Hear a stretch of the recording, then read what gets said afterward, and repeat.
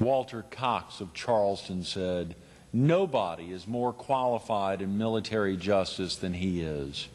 He is the smartest man I have ever known. He has never done anything by accident." You learned about his law school days yesterday. Learn about his judicial days on this morning's Carolina People.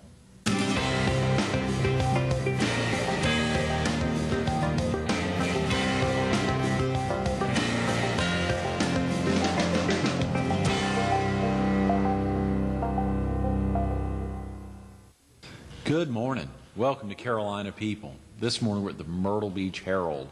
We're focused on the U.S. Court of Appeals for the Armed Forces. And we're visiting with Chief Judge Robinson Oscar Everett. Good morning, Dad. Thanks so much for getting with us. Good to be with you, Greg. Day two. It's very exciting to have had you yesterday. You know, we really didn't get into the court a lot, and obviously we said that was our focus early in the morning. We talked a lot about Duke Law School. We talked a lot about your parents and a lot of things going on. But the Court of Appeals for the Armed Forces has had a dramatic impact recently. It certainly has, and it's a very important institution. You know, when we think about it, and as I was reviewing the United States court system, and to see, and I think in trying to prep for Gene Sullivan's interviews, former Chief Judge Sullivan's interviews later this week, tomorrow and Thursday and Friday, I think I saw in some component tied to him there were only 14 federal courts that have direct appeal to the U.S. Supreme Court. I believe that's correct. I'm not sure that the Federal Circuit... right. There's the 12 U.S. Court of Appeals, those 12 courts, and then the U.S. Courts of Appeals for the Federal Circuit. There may be a couple of those then, forgive me. And then there's I'm not sure either. Court of Appeals for the Armed Forces. Obviously, all of the state Supreme Courts have a direct appeal. One thing that's sort of interesting, the Court of Appeals for the Armed Forces is unique in one respect in that the federal courts that do provide direct access to the Supreme Court are, for the most part, Article III courts where the judges have life tenure. The Court of Appeals for the Armed Forces is what's called an Article I court, established under Article I of the U.S. Constitution, and the judges there have limited terms. So it's a little different than in that respect, at least, but otherwise the Court of Appeals for the Armed Forces is very similar to the circuit courts. Okay. You know, when did it set up? Why did it set up? And has it always been the Court of Appeals for the Armed Forces? Well, first, when was it set up? The court came into being in the summer of 1951 when the Uniform Code of Military Justice took effect. The Uniform Code of Military Justice was created after World War II and after extensive discussion to the effect that it would be good to have all service members under the same system of military justice. Previously, there were the Articles of War for the soldiers and the Articles for the Governor of the Navy for the sailors. And then the Articles of War was extended to Air Force personnel when the Air Force was created. And there also were disciplinary laws of the Coast Guard. Mm-hmm. And Congress thought, this is too much of a good thing. We ought to just make it all the same. And while we're doing that, we ought to provide some special safeguards for military personnel. And interestingly, the Uniform Code pioneered in a lot of ways, was way ahead of the civilian courts, federal law states. And they also thought it was important to have some sort of civilian court with oversight of the military justice system. In the past, there was no way you could get a civilian court to review except through possibly a very complicated route involving habeas corpus, and that was very, very limited, or suits in the Court of Claims. And so what Congress wanted to do was provide a simple means of access for the service member to some sort of appellate court that would be civilian and that would be able to understand what suitable standards of justice were and to assure that military personnel received justice. So that's why it was created. and when it was created. The original name was Court of Military Appeals, and the acronym was COMA. I think it was under Chief Judge Sullivan that the name was changed by Congress to Court of Appeals for the Armed Forces. There were probably several reasons for that. The previous name, Court of Military Appeals, frequently got confused, and people would say the Military Court of Appeals, right, which ignored the real purpose. It was a civilian court. Mm-hmm. And then also, one thing I joke about is the acronym was COMA, mm-hmm. and people might think we were all in a coma if we had that title. Mm-hmm. But the name was changed in the mid-'90s, and the court has been the Court of Appeals for the Armed Forces. You know, one thing that's sort of interesting, back when I was serving as chief judge in the 80s, Congress created a new role for the court, a role of gatekeeper for the Supreme Court. Huh. In cases, there'd been no Supreme Court review of the Court of Military Appeals, as it was then called. And many people thought, well, it would be good to have some way to at least get to the Supreme Court, right, in some of the cases. And as a result, they provided that if the Court of Military Appeals, now the Court of Appeals for the Armed Forces, granted review of a case, then whatever way it came out, either the government could appeal or the accused could appeal to the Supreme Court, could seek a petition for certiorari, to use the technical term. And on the other hand, if the Court of Appeals for the Armed Forces said, we're not going to bother with this case, we don't think it has any merit, we're just writing a one-line order denying the review, then the case could not go any further. I think the idea was that the Court of Appeals for the Armed Forces could do some screening, and that otherwise there might be a tremendous number of cases that would be almost frivolous, that would be be taken to the Supreme Court. Now, how did you go about coming to serve on the bench? Is that something you'd worked towards? Is that something you've been thinking about for a long time? Quite the contrary. I, at one time, was approached by a member of Senator Everett's staff. He was a senator from North Carolina who was a senior member of the Armed Services Committee, and there was a vacancy on the court. This staff member, who had been a former student of mine, asked if I would like to be considered, and he thought the senator would be glad to recommend me.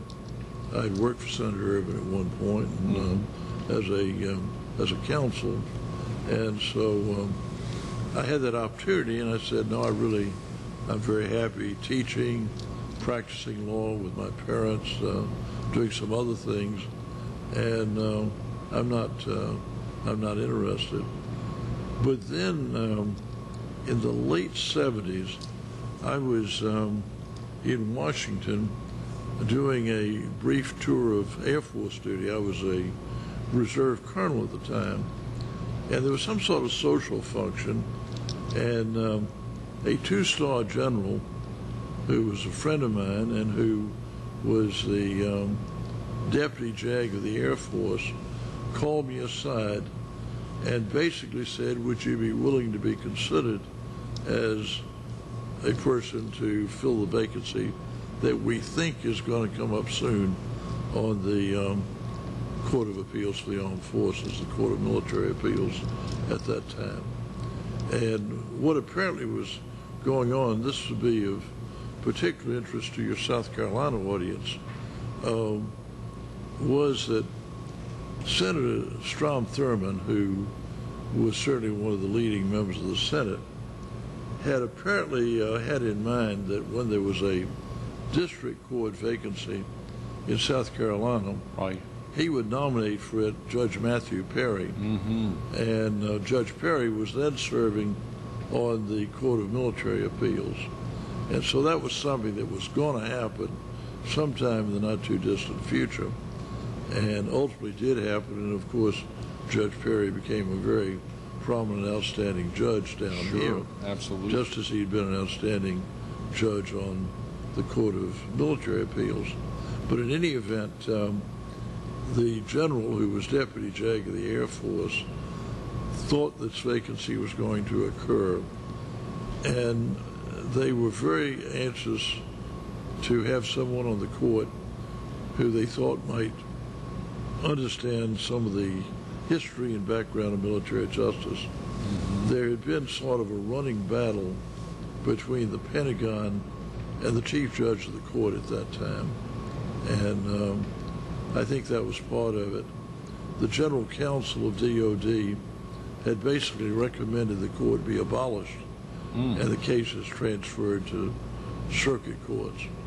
And so, I mean, that gives you an idea of the tension. It's very serious. And apparently, and I was serving as the chair of the American Bar Association Standing Committee on Military Law at the time.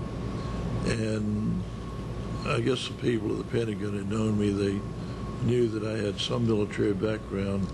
I was a reserve colonel in Air Force JAG. Right.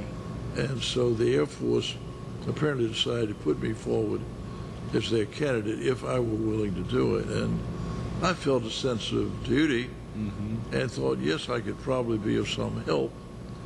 It was going to be tough on my family, but they were talking about filling an unexpired term that Judge Perry would be leaving, and under the rules as they existed then, somebody would be nominated to fill out the term. And that was only going to be 2 or 3 years. And, you know, it's sort of like taking a sabbatical. I'd take a year or two off and do that. And then, frankly, I sort of doubted that this would come through anyway. And the next thing I knew, I was being interviewed by, I think it was the Undersecretary of Defense and the Special Assistant to the Secretary of Defense, and I realized they were serious. Well, since they were that serious, and I'd already said yes, I couldn't really back down. I hadn't thought it through. I think my wife was ready to shoot me, you know. Yeah, I was going to be away for a year or two. And what neither of us knew was that year or two was going to lengthen until for 10 and a half years that I would be up there. And under the rules that existed at that time, they were changed while Judge Sullivan was chief judge. Under the rules at that time, the president could move the chief judgeship around.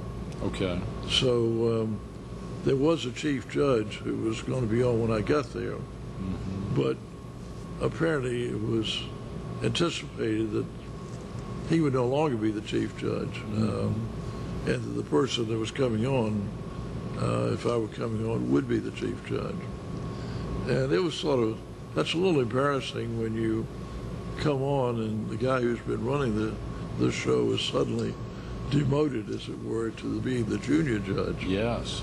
But that's sort of how it all happened. And that judge had been a Nixon appointee, I believe. I think he'd been, I guess probably Nixon. And of course, maybe Ford, one of the two. Right. And so President Carter was moving a new chief judge in.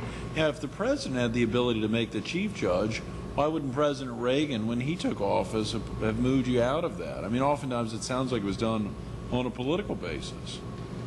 Well, sometimes there are other considerations. Actually, the first vacancy that was filled by Reagan was with a Democrat. But the Democrat happened to be a person very highly regarded by Senator Thurman. He was a South Carolinian, Judge Walter Cox, who was a superb judge. And so Reagan left it with, well, while I was there, initially I was the one Democrat with 2 Republicans. Right. Interestingly, this court, unlike any other federal court that I'm aware of, there may be some other, but no circuit court, has a requirement that not all the members of the court can be of the same political party. So there was, ironically, President Carter, who appointed me, could not have appointed a Republican if he wanted to. On the other hand, when the next vacancy occurred, President Reagan could have appointed a Republican, Right. but he chose to appoint a Democrat who was a very wonderful choice, but who was sponsored by one of the most powerful Republican and most senior senators, who also happened to be the head of the Armed Services Committee, Right. the chair, and that is the committee that supervises or screens our appointments.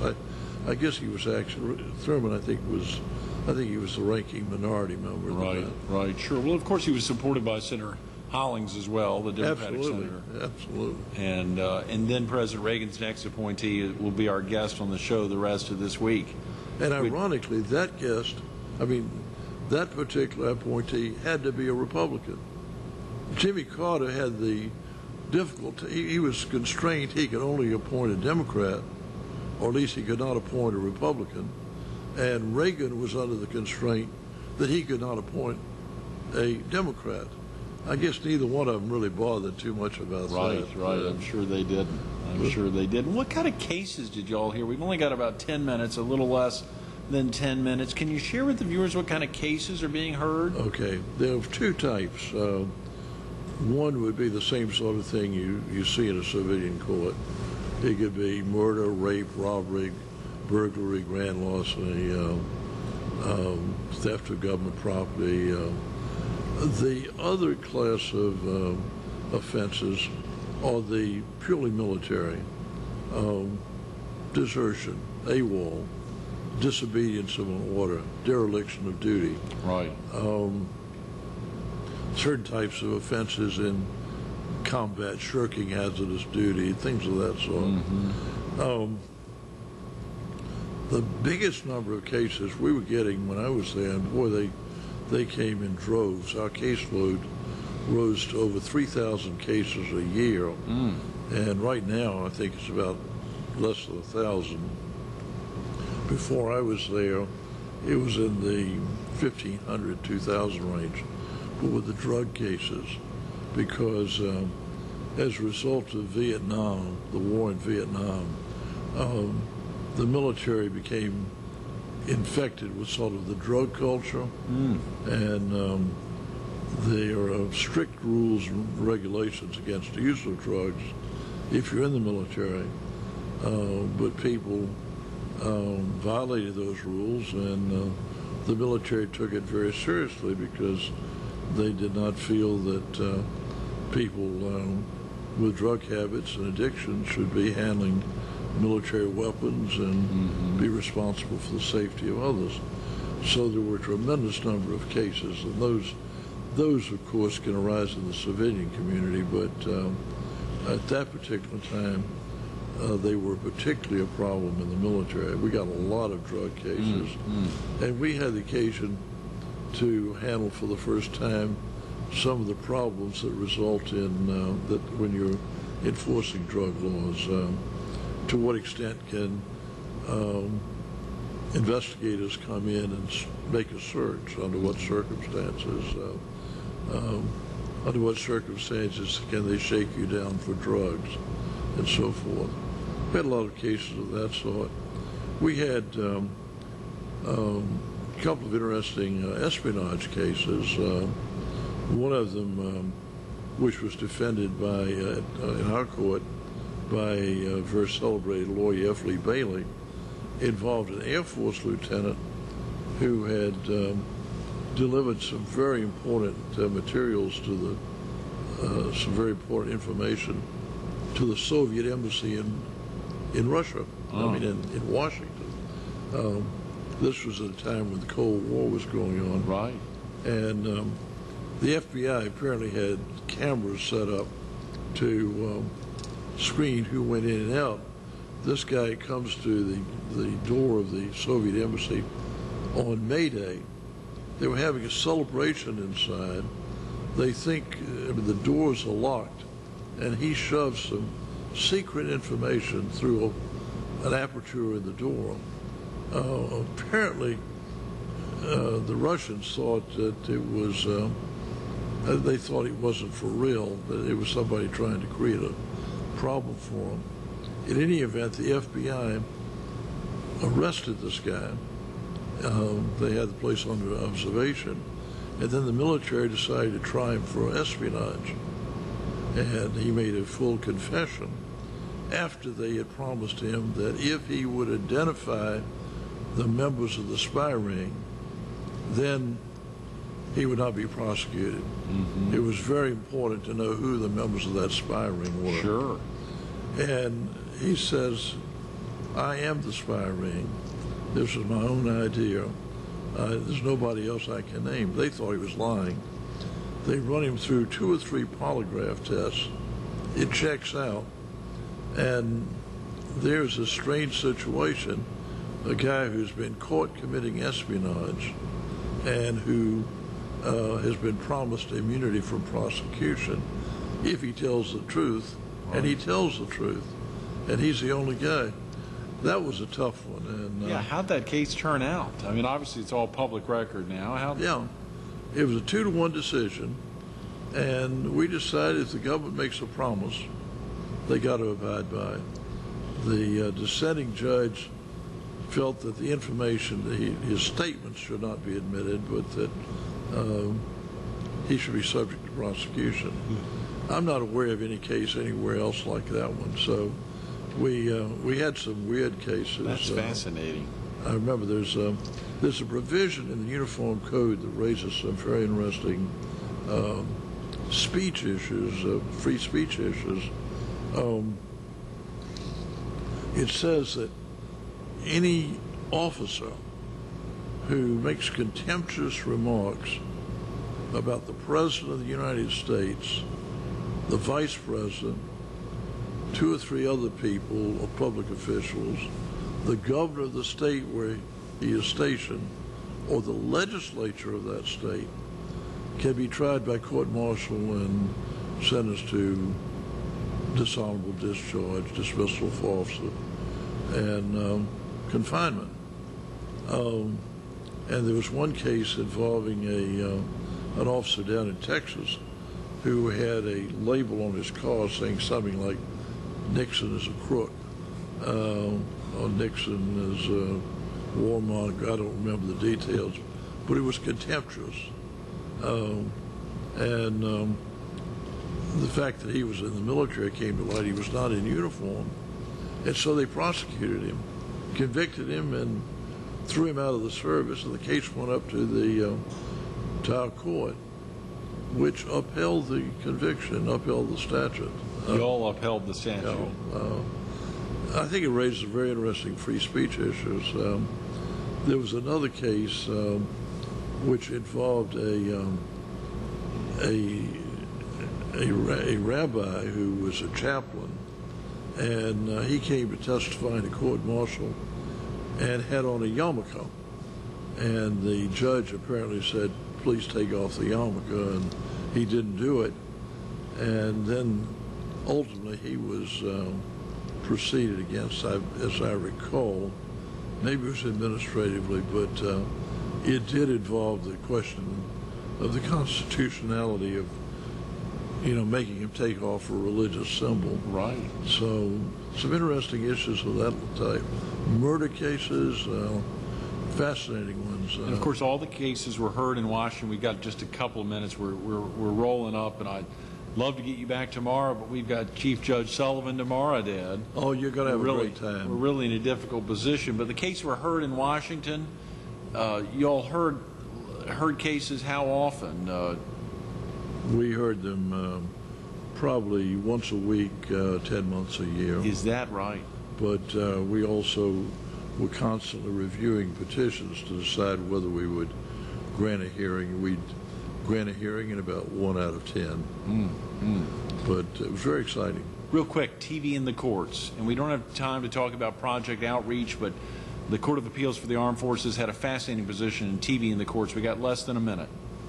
We took the position that it would be interesting to experiment and see if it hurt to have live coverage of arguments in our court. And it worked fine. I'm sorry no other federal court has done that. Of course, we were an Article I court, as I mentioned, so we're not under the control of the Judicial Conference. And we undertook this as an experiment. Congress was a little skeptical about it, but we said it's important for the public to know what military justice is all about. Good. And this is a way to help educate them. So we went forward, and I think after we did it, everybody thought it was a good idea. Absolutely. So we did that several times. That's great. That's very interesting. Thanks so much for being with us this morning. I'm sorry we can't get you back in tomorrow. We'll have to get you back another time you come down. But this has been a treat. Well, it's been fun. Sometime maybe I could be here with Judge Sullivan. And That's right. We'd love to do the two of you all together, the two former chief judges. And maybe we can get former Chief Judge Walter Cox here as well, the three of you, one Palmetto State native, a Tar Heel native, and a Missourian, or whatever part of St. Louis, whichever state in St. Louis he's from. That's great. Thanks so much for being with us this morning. Thank you. Absolutely. Stay tuned to more Carolina People with Robinson Everett coming up next.